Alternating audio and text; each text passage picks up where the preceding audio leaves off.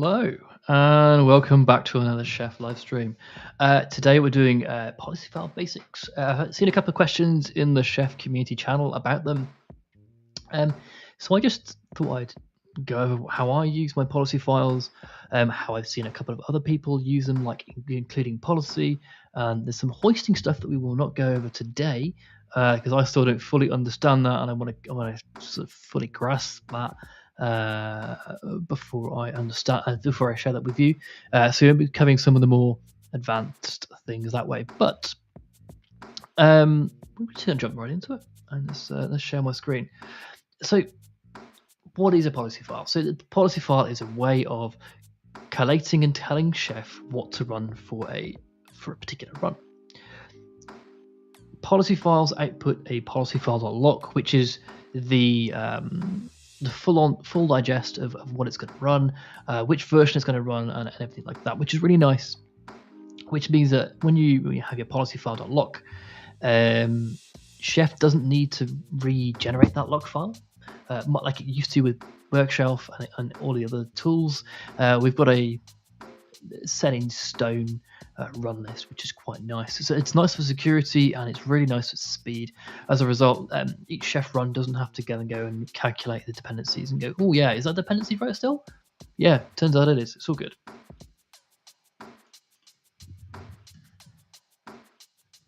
Okay, so let me just show you what I've got here.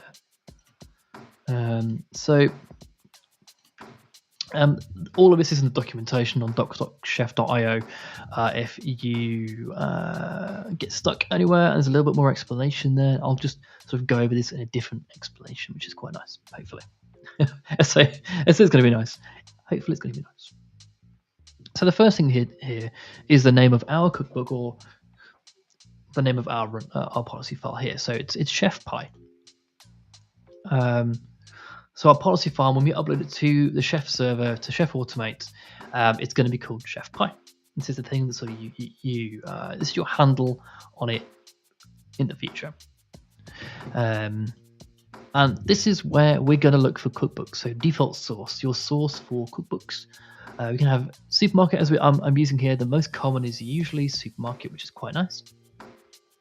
Then we've got Chef Repo, Chef Server, Supermarket, and Artifactory. Chef Server, so Chef Repo is quite an interesting one. It uses Git under the hood, so you can then check out a particular branch, that kind of stuff.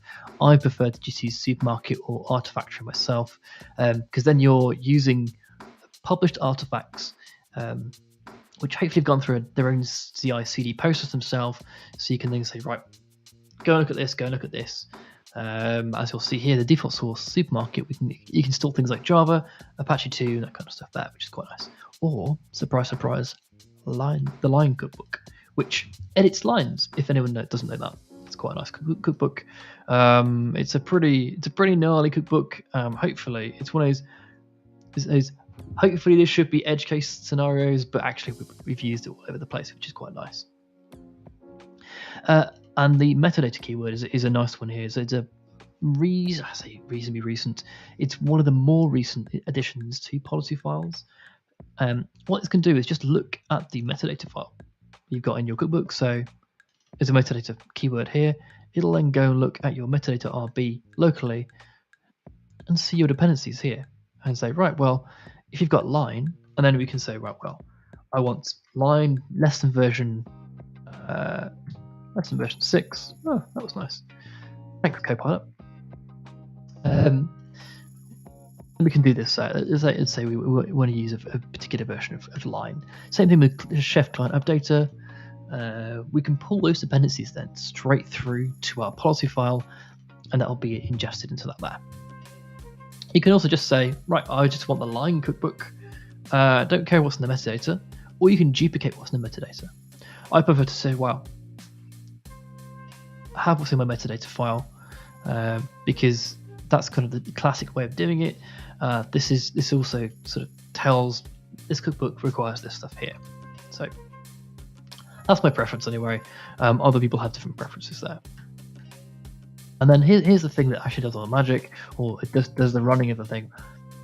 What does your run list look like? What is your run list? When you run this policy file, you've included all your dependencies, which is everything above here. then what do we do? Well, we're going to run this default recipe. So we're going to the Chef Pie cookbook, which is the current one. As you can see here, that's our cookbook name. The policy file name and the cookbook name don't have to be the same, but they are here.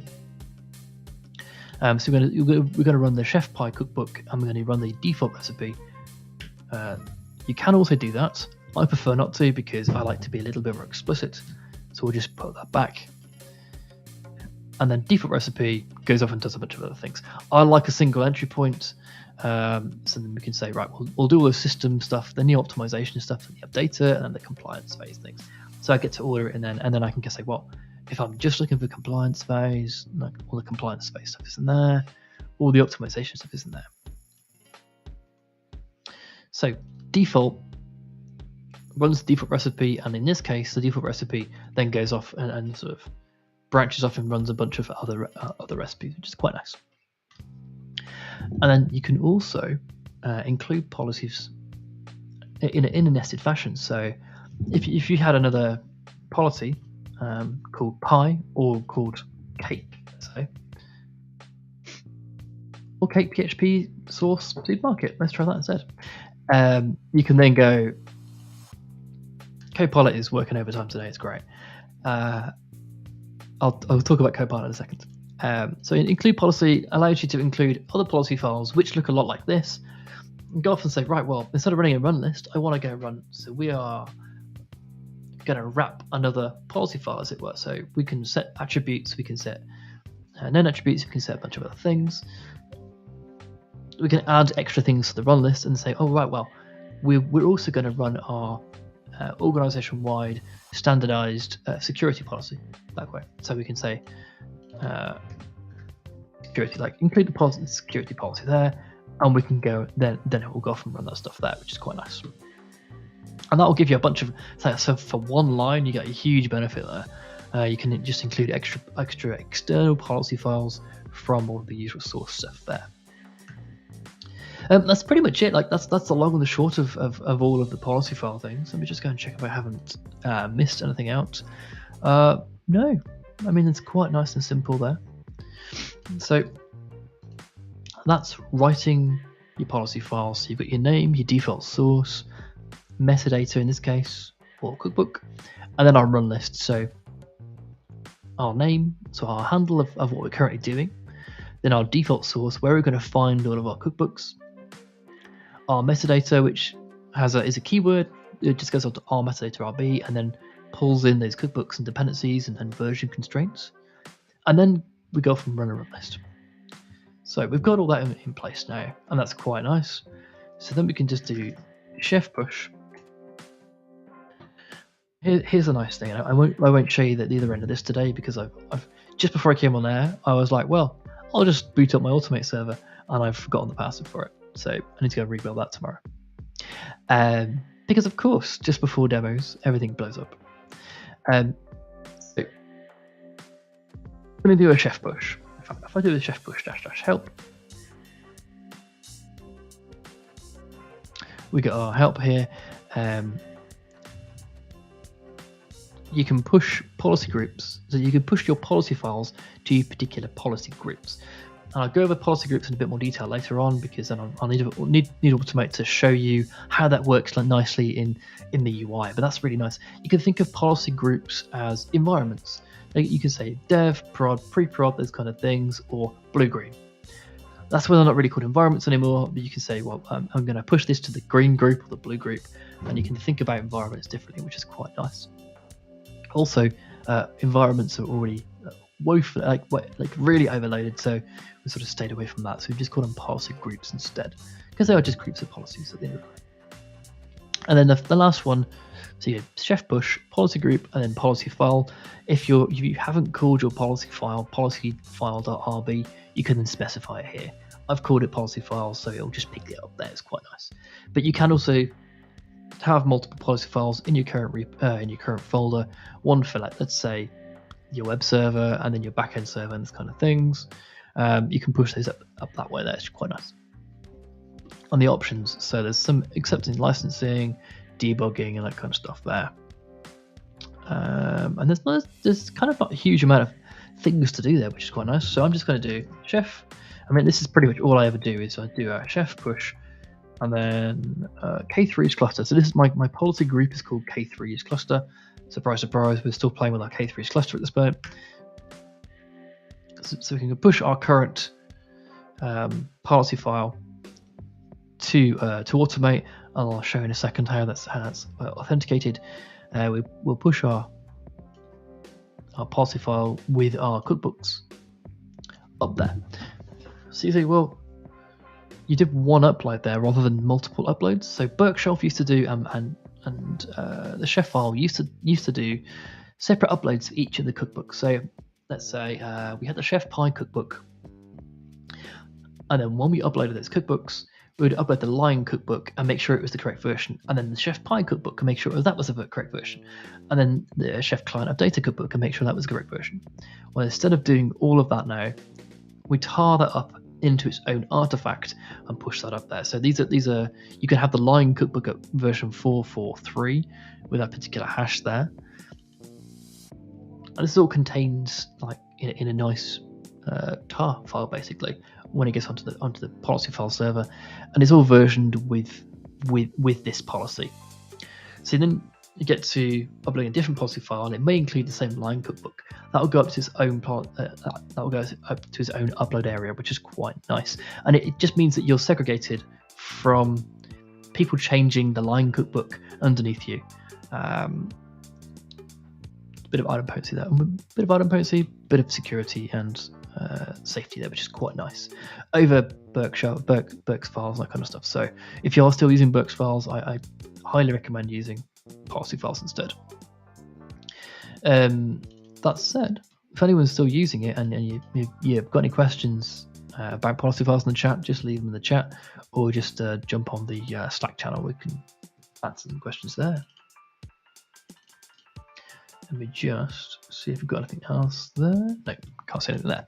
So we've uploaded our Chef Pie policy with a particular hash, which is quite nice, to the K3's cluster. We can also do K3's cluster red, and if the policy group doesn't exist already, this will actually create the policy group.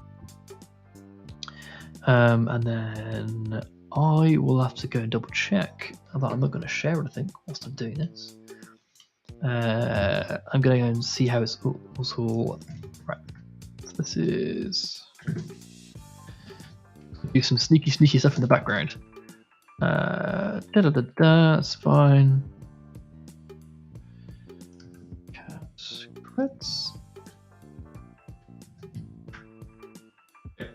I can check that. There's nothing secret in there. So, I was like, oh, I'll just cat this file. Oh yeah, dear me, there's going to be secrets. So how I've authenticated to do a chef push, this is kind of like the final piece of getting this all on there. We've got two things. We've got our client PEM. So, hey, I need to go and authorize and authenticate myself to the Automate server. So I've got a PEM. In this case, I've just got a symlink to a PEM I've got locally getting generated on a regular basis. When I destroy and recreate my Automate server, which I do probably about once a week. So I've got my test user PEM in my chef directory. So ~/.chef, so home directory /chef, and then test user.pem. So I keep that there in a nice, like, pretty easy to find place.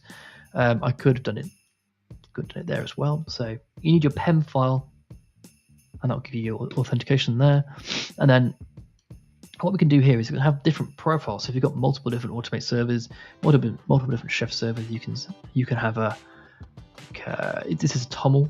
You can have a different section for each of those there. So when you upload there, let's see, chef push --help. You can specify your profile when you're uploading, which is really nice. So there's a /profile or -p. That'll select one of these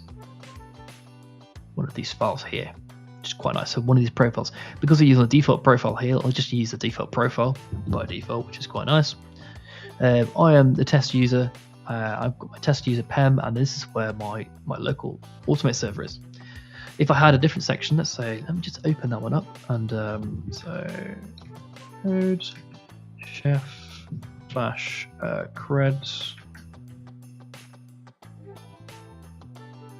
Wait a second. Let's say we wanted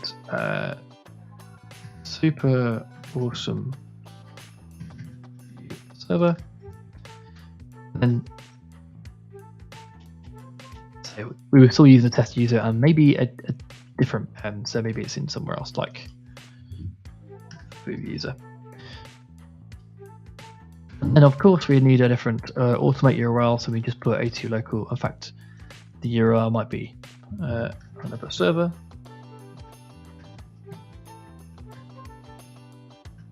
Oh, typing isn't happening. There we go. And then when we do a chef push, we'll do -p, and then we just specify the profile name that way. So that's in our credentials file, and that should work for you basically. I think that's probably everything, including some extra tidbits that I always find helpful, which is how the heck do I set my chef credentials up? I always forget that and then go look at the documentation. Turns out it's pretty good. But yeah, that's pretty nice. I think we'll leave it there. Thanks very much for joining us today. If you've got any questions, don't feel just shout out either on the chat now before I disappear, or just jump on the Chef Community channel in general, or there's a Policyfile. So there's still a Policyfile channel. I was going to say jump on the Policyfile channel. Also, I'll go create it. There is one. And if you've got any questions about Policyfiles, jump on the Chef Community Slack, which is